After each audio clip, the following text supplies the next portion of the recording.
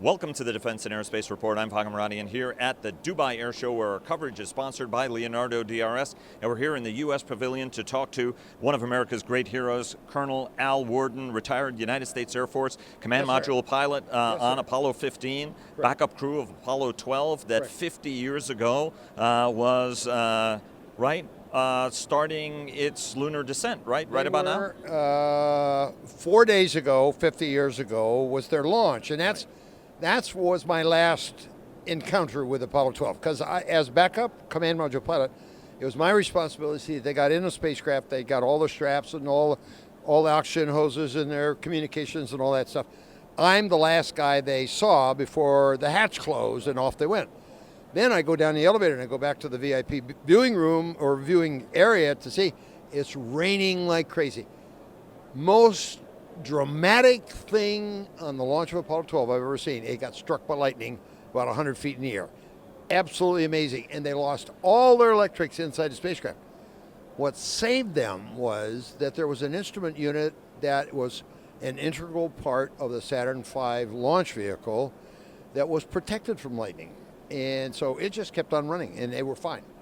We didn't know that for a little bit, but you've heard this thing, SE to aux kind of thing. Well, that's what they did. They had to switch on the auxiliary circuit, and then everything came back on, and they were fine. So Apollo 12 was a rather interesting flight. Number one, they proved that we could do it again, that Apollo 11 was not a fluke. Number two, they landed on a specific part of the moon to be close to an old surveyor that happened to be sitting there, and they did that. So they brought some pieces of the surveyor back to see if there's any degradation in the material over the years. Apollo 12 was a phenomenal flight, but they set the stage for the rest of us. And they were good friends. I loved them all. Pete Conrad, Al Bean, as well as Dick Gordon. Dick Gordon and you were very close. And Al Bean, of course, a very, very prominent artist. Yes. All of them were really, really, really great guys. I had the honor of meeting Pete Conrad once. Also one of the funniest people I've ever met, even though it was a brief meeting. I think it was a crew that had a lot of fun. He had great stories to tell, and he was a big jokester, no question about it. Pete lived a really fun life, and he never let anything get him down. If you were to ask Pete Conrad, what's it like going to the moon and coming back, he said, it's just another flight. That was Pete. That's the way he looked at things. Yes, and the man had a way with profanity that was very gifted, was my understanding. Let's talk a little bit, and I want to ask you some other sort of reminiscences. Sure. But first, extraordinary program you've started was announced. Tom Kallman of Kallman Associates, Worldwide, who is sort of puts together the American Pavilion worldwide, not just here. That family started the business about 30 years ago. There's a foundation that's part of this as well. And tell us a little bit about the Al Worden Foundation and the scholarship you guys are putting out. And 9 countries now, I think, are involved to get young people involved. Tell everybody about the program. Okay, it's the Endeavour Scholarship program's kind of a confluence of several things that have all happened. Since my flight, I have spent a major part of my time involved in scholarship programs. I was with the Astronaut Scholarship Foundation for many, many years, 25, 30 years. I was the chairman for 8 years. And we gave out scholarships to college kids, and we've now done 500. And as a matter of fact, one of our scholars is right today on the International Space Station. So it's been a very successful program. We gave scholarships to those who are studying science, technology, engineering, and math. I got to thinking over the years that maybe our focus should be a little different than on college kids. Because once a young person gets to college, they've pretty well decided what they're going to do with their life, what their discipline's going to be. They're going to be a lawyer, they're going to be an accountant, they're going to be an engineer, whatever they kind of decided.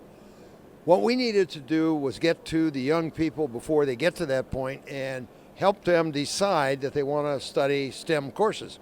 So, coincidentally, I started working with Tom on all these air shows, and every time we'd go to an air show, we would work out a way of going to local schools and talking to the young people in the high schools. We did that England, France, here, Abu Dhabi, Bahrain, China. We've done it everywhere. And it kind of germinated the idea that, you know what, we ought to take this a step further. We should really involve these young people in some things that we can do.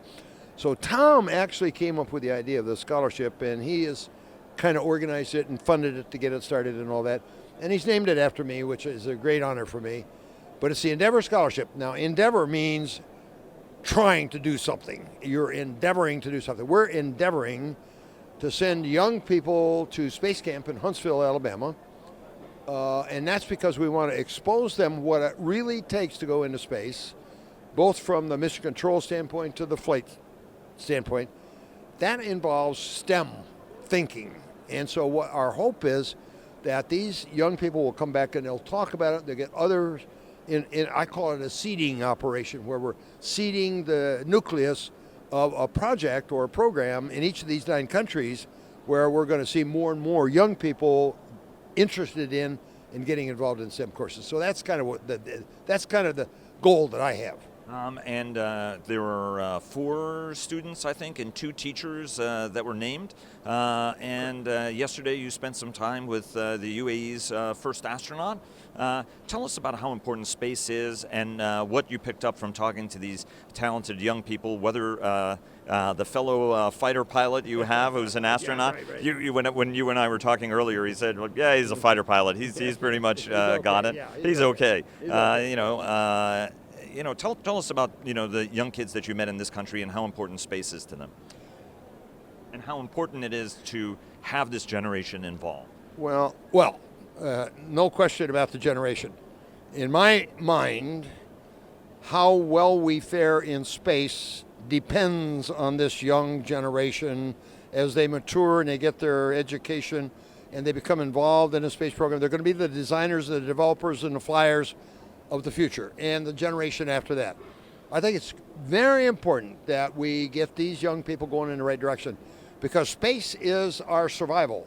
I don't care what other people think, I think that there's a common feeling that we live out here on the earth, and we have problems between religions and political philosophy and that kind of thing, but the earth's going to be here forever, and nothing could be further from the truth.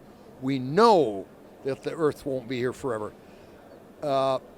My attitude about all that is that every biological creature on earth has a prime imperative of survival. Grass, trees, animals, everything, anything that's alive.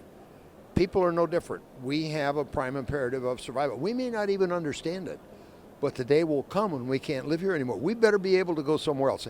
That's how important I think the space program is, because we're not going to stop the sun from burning out by staying here.